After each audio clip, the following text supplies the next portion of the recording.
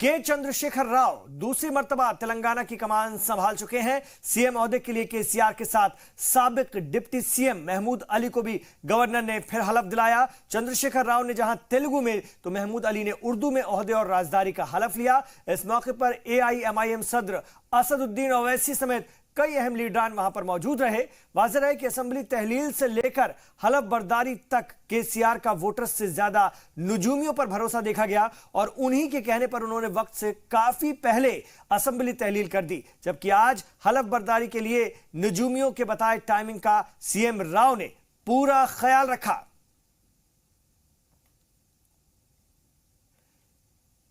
నేను శాసనం ద్వారా నిర్మితమైన భారత రాజ్యాంగం పట్ల నిజమైన విశ్వాసం విధేయత చూపుతానని, భారతదేశ సార్వభౌమాధికారాన్ని సమగ్రతను కాపాడతానని, తెలంగాణ రాష్ట్ర ముఖ్యమంత్రిగా నా కర్తవ్యాలను శ్రద్ధతో అంతఃకరణ శుద్ధితో నిర్వహిస్తానని, భయం గాని పక్షపాతం గాని రాగద్వేషాలు గాని లేకుండా రాజ్యాంగాన్ని శాసనాలను అనుసరించి ప్రజలందరికీ న్యాయం చేకూరుస్తానని దైవ సాక్షిగా ప్రమాణం చేస్తున్నాను। मैं मोहम्मद महमूद अली अल्लाह सुब्हाना ताला का नाम लेकर हल्फ लेता हूँ, इकरार साले करता हूँ जो बजरिया कानून कायम किया गया है और मैं हिंदुस्तान के आला और सालमत की हिमायत करूँगा और यह कि मैं रियासत तेलंगाना के वजीर की हैसियत से अपने फ़राइज़ को ईमानदारी और दयानतदारी से अंजाम दूंगा और यह कि मैं अवाम के साथ दस्तूर और कानून के मुताबिक बेरेव रही रियायत और मोहब्बत या अदावत को हर नोए इंसाफ करूंगा।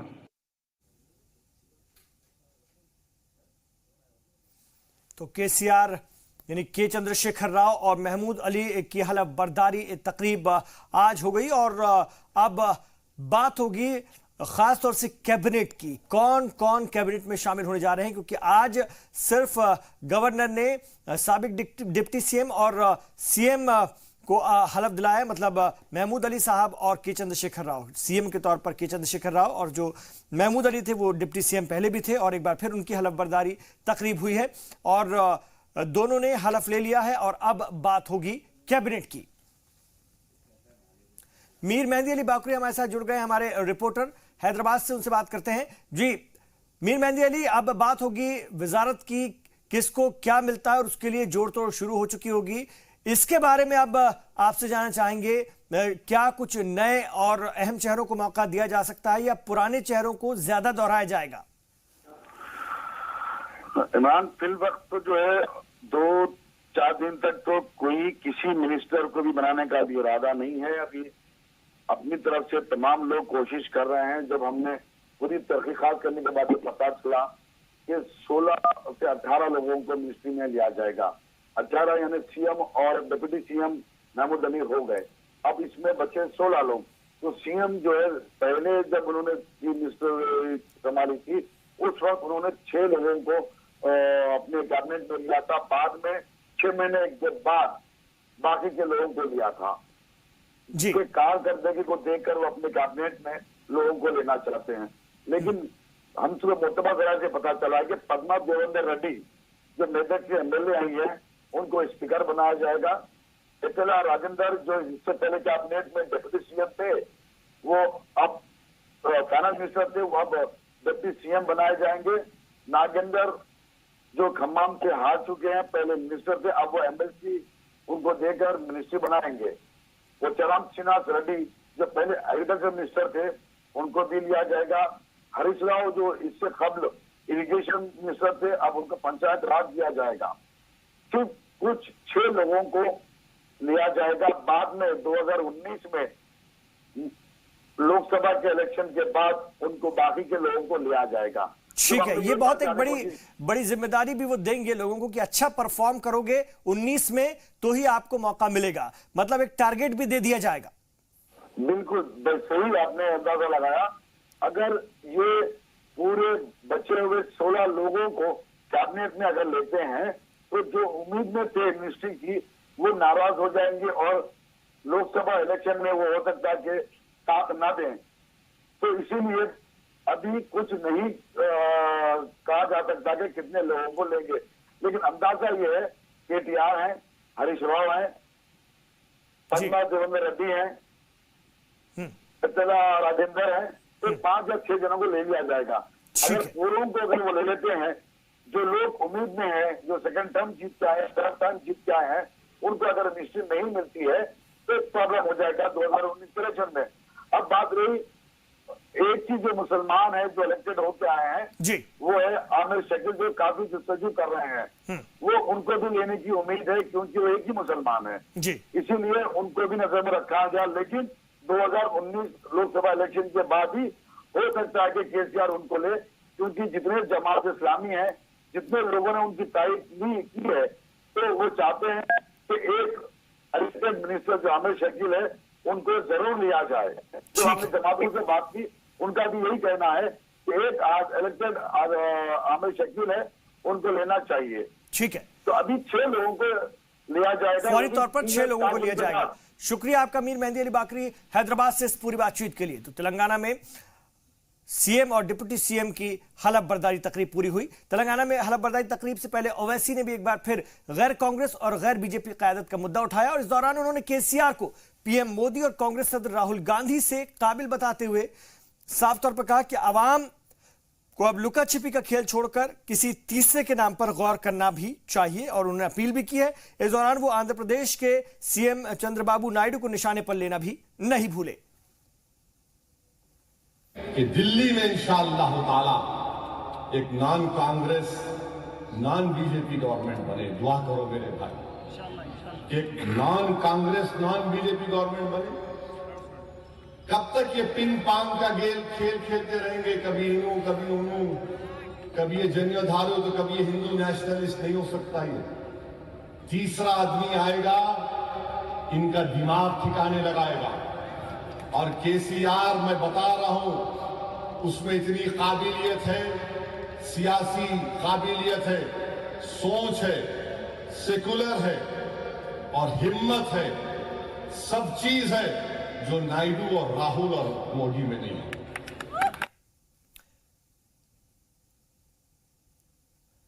तेलंगाना में एआईएमआईएम ने इस बार भी अपनी कामयाबी बरकरार रखी। रियासत की कुल 8 सीटों पर लड़ने वाली एमआईएम ने 7 उम्मीदवार इस बार भी अपने कामयाब करा लिए। हैदराबाद की पहचान चार मीनार इलाके से मुमताज अहमद लगातार 6वीं बार एमएलए मुंतखब हुए हैं, जिन्होंने अपनी ही पार्टी के साबिक सदर के रिकॉर्ड को बीट कर दिया है। 1994 से लगातार कामयाब होने वाले मुमताज खान ने इस बार बीजेपी उम्मीदवार को 33,000 से भी ज्यादा वोटों से शिकस्त दी है।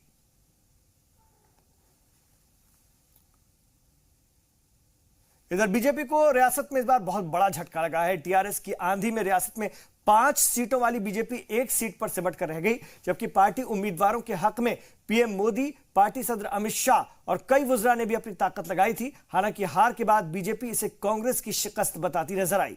वाज़ेह है कि 119 सीटों वाली रियासत में टीआरएस ने लगातार दूसरी बार शानदार कामयाबी हासिल की है। चंद्रबाबू नायडू कांग्रेस का जो एक्सपेरिमेंट तेलंगाना में फेल हो गया, इतना फेल हो गया कि जो सीएम कैंडिडेट्स बोल के फिरते थे कांग्रेस वाले, सबके सब हार गए। इतना बड़ा वेव आया तेलंगाना में, क्योंकि जो सुरक्षिता का भावना था उसको कांग्रेस ने खत्म करके चंद्रबाबू नायडू को तेलंगाना पे वार करने के लिए लाई। कांग्रेस को इतना बड़ा थप्पड़ मिला कि कांग्रेस तेलंगाना में अभी रहेंगे ही नहीं। सियासी लीडरान के बीच अब अदलिया भी मजहबी जबान बोलने लगी है। मेघालय हाईकोर्ट के पीएम मोदी से मुल्क को हिंदू मुल्क बनाने की अपील पर उनकी काफी किरकिरी भी हो रही है। ये रिपोर्ट देखिए। शुमाल मशरिक का अहम मसला बन चुके एनआरसी पर समाअत के दौरान नया तनाजा खड़ा हो गया है। मेघालय हाईकोर्ट के जज एनआरसी ने कहा कि भारत को इस्लामिक मुल्क बनाने की कोशिशें ना करें, वरना कयामत आ जाएगी। अदालत ने यहां तक कहा कि उन्हें सिर्फ पीएम मोदी पर भरोसा है कि वो ऐसा होने से रोक सकते हैं। लेकिन इधर अदालत के रद्द अमल को खारिज करते हुए एआईएमआईएम ने फैसला मानने से इनकार किया है। वहीं 1-2 लीडरान को छोड़कर बीजेपी भी अदालत को आईनी मजबूरी बता रही है। मैं जस्टिस सेन साहब से कहना चाहूंगा, जस्टिस साहब, आपका जजमेंट गलत है। आप हिंदुस्तान के कॉन्स्टिट्यूशन पर हल्फ लेकर इस तरह का जजमेंट नहीं दे सकते। हिंदुस्तान कभी इस्लामिक कंट्री नहीं बनेगा। हिंदुस्तान एक प्लूरल सेकुलर कंट्री है और रहेगा इंशाअल्लाह ताला। ऐसे जजमेंट देकर आप बताने क्या जजमेंट है ये मेघालय हाई कोर्ट का? क्या अदलिया इसका नोटिस लेगा? क्या हुकूमत इसका नोटिस लेगी कि किस तरह से नफरत पैदा की जा रही है हिंदुस्तान के ताल्लुक से? एक जज रहते हुए इस तरह का जजमेंट। हाई कोर्ट ने ये जजमेंट दिया है या रिकमेंडेशन किया है, उस स्फूर्ति को हम गौरव देते हैं। We respect that spirit. मगर ये देश एक कॉन्स्टिट्यूशन से चलता है, उसके दायरे में चलता है, और कॉन्स्टिट्यूशन इसको सेक्युलर सोशलिस्ट सॉवरेन रिपब्लिक कहती है। हाँ, ये सच है कि हिंदुस्तान एक हिंदू मेजॉरिटी राष्ट्र है, मगर उसका नाम बदल के हिंदू राष्ट्र करना जो संविधान है उसका व्यतिरेक भी होता है। जस्टिस सेन के भारत को हिंदू मुल्क बनाने के बयान को लेकर सबसे ज्यादा बवेला हुआ। मजहबी रहनुमाओं ने कहा कि जंग आजादी में मुसलमानों की कुर्बानियों को फरामोश नहीं किया जा सकता। बुनियादी तौर पे मुसलमानों का और दूसरी कौमों का बड़ी कुर्बानियाँ रही हैं, लिहाजा जो मुल्क का बंटवारा हुआ उसमें वो भी एक सियासी चाल थी। इस वजह से हम ये समझते हैं कि मुल्क अपना पूरा सेकुलर है और पहले दिन से सेकुलरिज्म के रास्ते पे चल रहा है और इंशाअल्लाह हमेशा चलता रहेगा। मेरे ख्याल से भारत शुरू से ही हमारे जितने भी पूर्वज थे, राजनीतिक पूर्वज, उन्होंने बहुत ही बुद्धिमानी के साथ इसको एक लोकतांत्रिक धर्म निरपेक्ष राष्ट्र बनाया और हमें इस पे उनके उस फैसले पर बड़ा गर्व है। और हम ये भारत जो है एक मजबूत राष्ट्र है और सबने इसको मजबूती बनाने में सभी वर्गों ने, सभी धर्मों ने मिलकर काम किया है। और भारत जब ही स्ट्रांग हो सकता है जब हमारे विभिन्नता में, हमारी अनेकता में एकता है, और इस स्पिरिट को हम आगे लेके जाएंगे। इस मुल्क की आज़ादी के लिए मुसलमानों ने जितना खून बहाया है उतना किसी कौम ने नहीं बहाया। अंग्रेज़ों के ख़िलाफ़ मुसलमानों ने 3 जंगें लड़ी हैं, चाहे वो टीपू सुल्तान की क़यादत में हो या बहादुर शाह ज़फ़र की क़यादत में हो, लेकिन आज़ादी नहीं हासिल कर सके। जब हिंदू भाई हमारे साथ आए और गांधी जी की अहिंसा की पॉलिसी को अपना करके हमने लड़ाई लड़ी तो इस मुल्क से अंग्रेज़ों को भगा दिया गया। हाई कोर्ट के जजों के लिए बनी ज़ाब्ताए अखलाक में सियासी बयानों की इजाजत नहीं है, लेकिन शायद 70 साल में बहुत कुछ पहली बार हो रहा है। सुप्रीम कोर्ट के जजों का सरेआम प्रेस कॉन्फ्रेंस करना हो या फिर मेघालय हाई कोर्ट के जज का मजहबी बयान, मुल्क के आईनी निजाम के लिए भी मुनासिब नहीं लगते। ब्यूरो रिपोर्ट, जी सलाम। पार्लियामेंट का सरमाई इजलास शुरू होते ही टीडीपी अरकान मुजाहरे पर उतर आए हैं। आंध्र प्रदेश को स्पेशल स्टेटस के मुतालबे के साथ अरकान ने मरकजी हुकूमत के खिलाफ जमकर नारेबाजी की और इस मौके पर रियासत में जारी कई प्रोजेक्ट के साथ गैर जिम्मेदाराना सलूक का इल्जाम लगाते हुए पीएम मोदी से मुदाखलत की मांग की है। The government has not even bothered to answer anything during the no confidence motion that we moved last session. In spite of with great difficulty we were able to move it after so many days. Speaker finally gave us the permission. We had a full day debate, but government has not bothered to answer any of the questions that we have posed and has not given any assurances to us about special status. So it is our right. It is an assurance given by then Prime Minister Manmohan Singh in floor of Rajya Sabha. It was passed by the cabinet, the previous cabinet, and it is our right to get special status. So we will continue our protest until we get special status. BBMP की जानिब से corporator Rizwan नवाब ने जरूरतमंदों को रोजगार से जोड़ने की एक मुहिम चलाई है, जिसके जरिए बेरोजगार तबके की परेशानी दूर करने का दावा किया जा रहा है। जी सलाम की ये रिपोर्ट देखिए।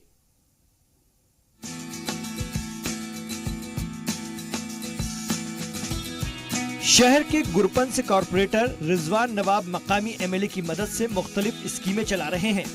बीबीएमपी के तहत अपने वार्ड में जरूरतमंद नौजवानों को car, auto, goods van 1.5 lakh की सब्सिडी पर बिना किसी ब्याज के लोन दिला रहे हैं। इसके अलावा मजबूर लोगों को दीगर सहूलियात भी मुहैया कराई जा रही है, जिससे परेशान हाल लोगों को काफी राहत मिलने की बात कही जा रही है।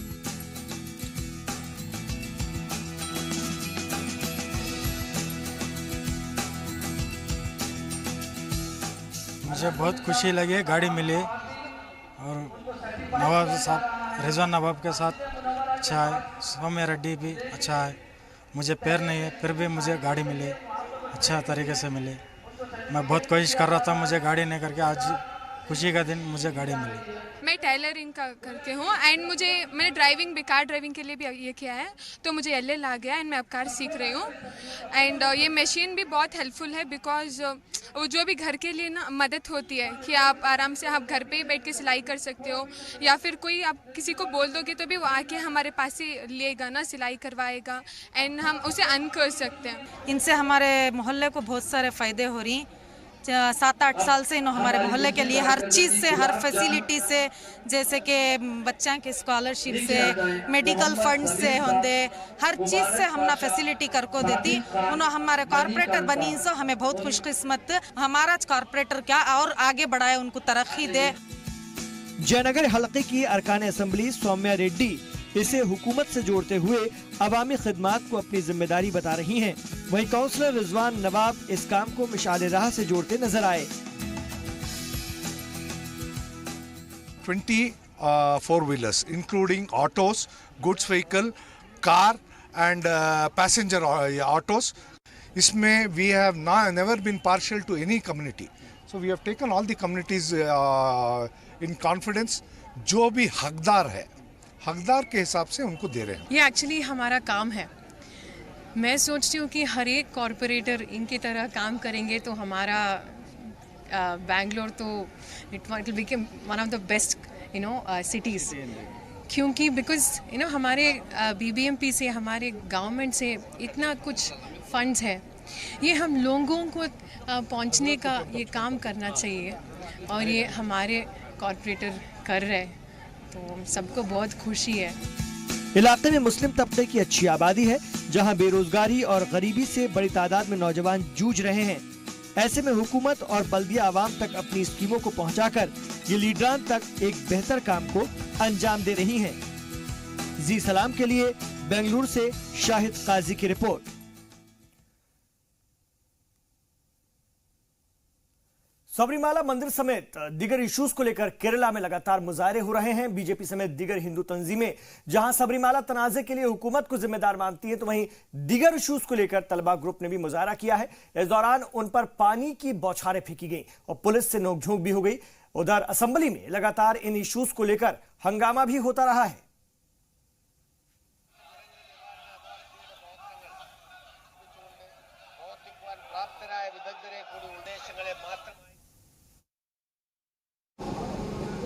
He should have looked into, as his co-MLAs in the assembly, and should have opened a discussion with them.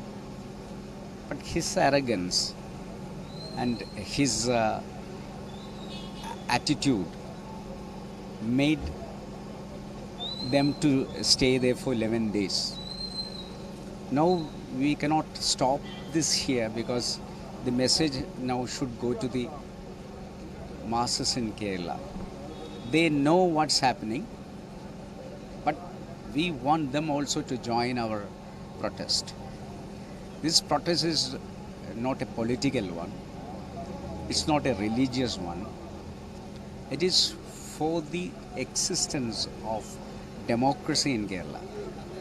There should not be an autocratic rule in any state. You have seen the autocratic rule in any state will be washed away. That is what Madhya Pradesh has shown, Gujarat has shown, and all other states. So in Kerala also this history is going to repeat. So we want the Chief Minister, if he doesn't come down and look what's the majority consensus in this issue.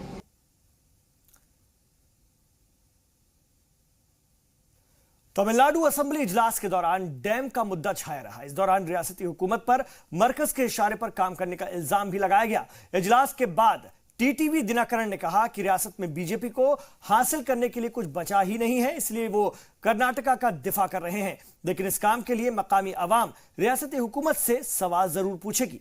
वाज़ेह है कि dam तनाज़े को लेकर दोनों रियासतों का तनाज़ा चल रहा है, लेकिन तमिलनाडु के अपोजिशन लीडरान मरकज के रुख को लेकर ऐवान में काफी हंगामा कर चुके हैं। Dam should not be constructed in Karnataka. So why we all opposed it? In the interest of Tamil Nadu, we all supported this thing, governments. Actually, it is against Supreme Court order, and what is there by getting permission and all, after that talking to Tamil Nadu, it's not at all fair in there. They should stop that. They should never think about building any dam in Karnataka. BJP is acting in a partisan manner, sir. Yes, already they have only electoral mind. They want to play politics. They want to get MP seats. So they. इधर तमिलनाडु के Pamban railway bridge पर मरम्मत का काम तेजी से शुरू हो गया है। ब्रिज के कामों का जायजा लेने पहुंचे इंजीनियर्स ने काफी बारीकी से जायजा लेते हुए इलाके में ट्रेन का इंजन भी चलाकर देखा और इस दौरान वहां का नजारा भी देखने लायक था। तो दो तस्वीरें आपके सामने, पंबन ब्रिज का जायजा लिया गया। खासतौर से इंजीनियर्स इसका जायजा लेने के लिए पहुंचे थे। तमिलनाडु के पंबन रेलवे ब्रिज पर मरम्मत का काम तेजी से चल रहा है।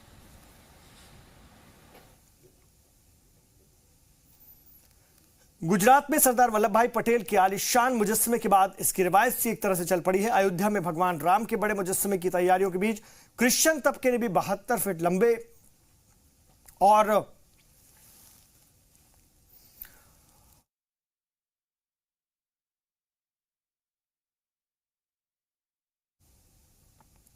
तो 72 फीट लंबे और 48 फीट चौड़ाई वाले क्रिसमस सितारे को बनाया, जिसे कारीगरों ने महज 60 घंटे में डिजाइन कर दिया। क्रिसमस की तैयारी में लगे क्रिश्चियन तबके ने कोयंबटूर में ईसा मसीह पर मबनी स्टार में उनकी तस्वीरें भी दिखाई हैं। इस मौके पर मुंतजिमीन का कहना है कि स्टार एक रास्ता है जो रोशनी की अलामत के तौर पर देखा जाता है।